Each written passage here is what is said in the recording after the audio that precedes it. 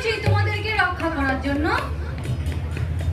তখন কৃষ্ণ নিমিষে কাত্যায়নী দেবীর রূপ ধারণ করলেন এবং সেই রূপ দেখে চন্দ্রাবলী এবং তার সখী অত্যন্ত আনন্দিত হলেন।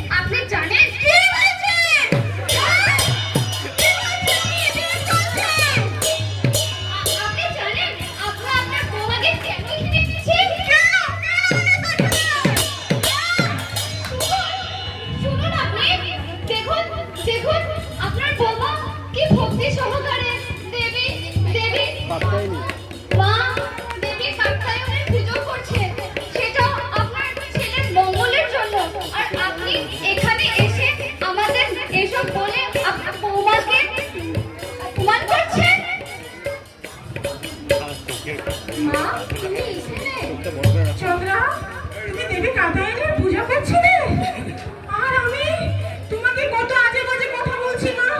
তুমি আমাকে ক্ষমা করে দাও মা, আমাকে ক্ষমা করে দাও। দেবী, দেবী কাত্যায়নী, তুমি আমাকে ক্ষমা করে দাও দেবী। আমি কত অপরাধ করেছি দেবী তোমার চরণে, তুমি আমাকে ক্ষমা করো দেবী। তুমি এদের সকলের অনুবাঞ্ছা পূর্ণ করো দেবী।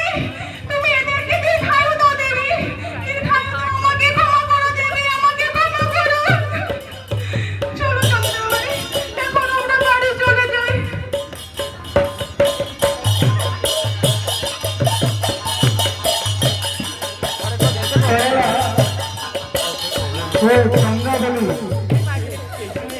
চন্দ্রাবলীকে নিয়ে সেখান থেকে চলে গেলেন এবং কৃষ্ণ তখন তার স্বরূপে ফিরে আসলেন এবং রাধারানীর কুঞ্জের দিকে চলার জন্য উদ্যত হলেন।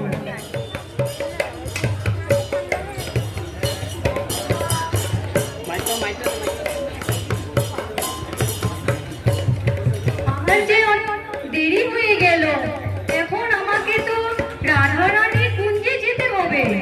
তাহলে আমি এখন রাধারানী কুঞ্জের দিকে যাই।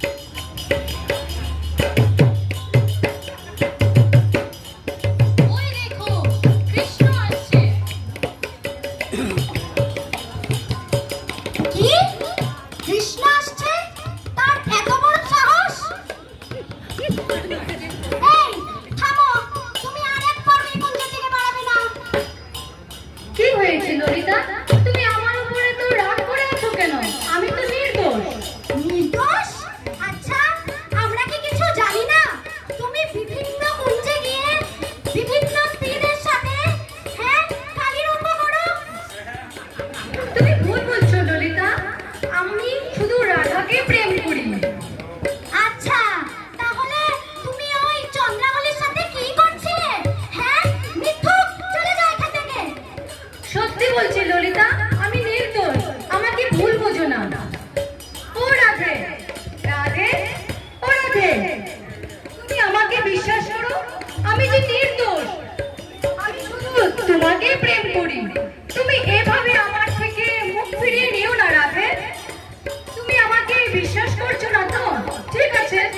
তাহলে আমি চলে যাচ্ছি। বিশাখা কৃষ্ণের এরূপ অবস্থা দর্শন করে নিজেকে আর সংযত রাখতে পারলেন না। তিনি রাধা রানীকে বলতে লাগলেন,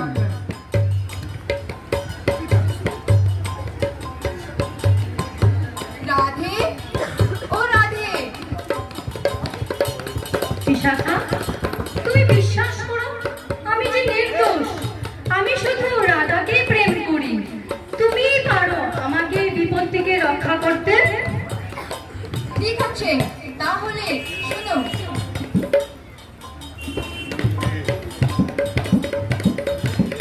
ঠিক আছে, তাহলে চলো।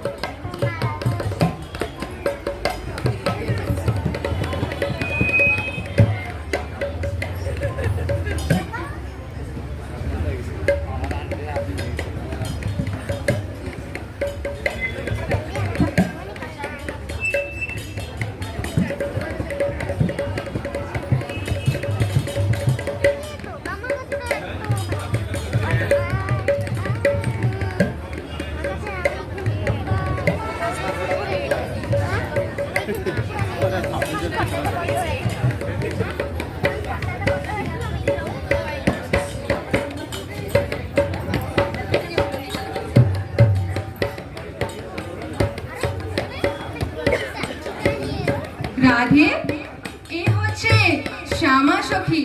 সে বিনা বাদন করে। উনার বিনা বাদন শুনে তুমি অত্যন্ত আনন্দিত হয়ে যাবে।